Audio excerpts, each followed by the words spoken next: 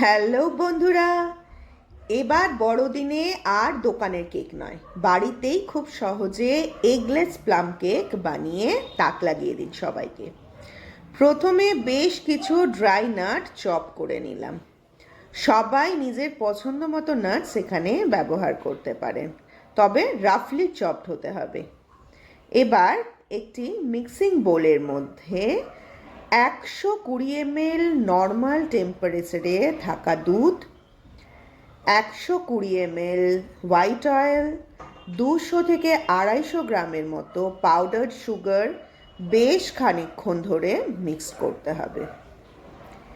এবার এর মধ্যে 450 গ্রাম ময়দা, 120 গ্রাম গুঁড়ো দুধ, 1 চিমটে নুন দিয়ে ভালো করে আবার বেশ খানিকক্ষণ ধরে মিক্সড করলাম। এবার ড্রাই নাটসগুলো দিয়ে দিলাম। একটি বাটিতে 24 ঘন্টা আগে ছোট পাউচের অরেঞ্জ জুস, বেশ খানিকটা টুটি ফ্রুটি আর কালো কিশমিশ দানা ছাড়িয়ে ভিজিয়ে রেখেছিলাম। ওই মিক্সচারটাও দিয়ে বেশ খানিকক্ষণ আবার নাড়াচাড়া করতে হবে। আর এর সাথে দিয়ে দিলাম খানিকটা জায়ফলের গুঁড়ো।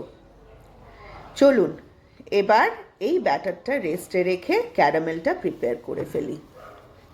একটি কড়াইতে 200 গ্রামের মতো চিনি দিয়ে লো ফ্লেমে খানিকক্ষণ নাড়াচাড়া করলে, চিনি আস্তে আস্তে গলতে শুরু করলে 200 ml জল দিয়ে দিলাম।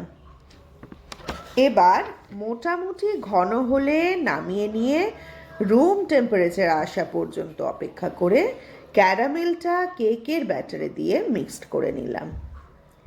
এবার এই মিক্সচারের মধ্যে 1 teaspoon baking powder, half teaspoon baking soda, 2 teaspoon vinegar দিয়ে আবার বেশ খানিকক্ষণ মিশিয়ে নিলাম। ডিম ছাড়া, তাই এখানে এসেন্স ইউজ করলাম না, চাইলে আপনারা ব্যবহার করতে পারেন। এবার কেক মোল্ডের মধ্যে বাটার ব্রাশ করে পাত্রের অর্ধেক পর্যন্ত ব্যাটারটা ঢেলে দিলাম। কেকটা ফুলে উঠবে, তাই অর্ধেকটা খালি রাখতে হবে।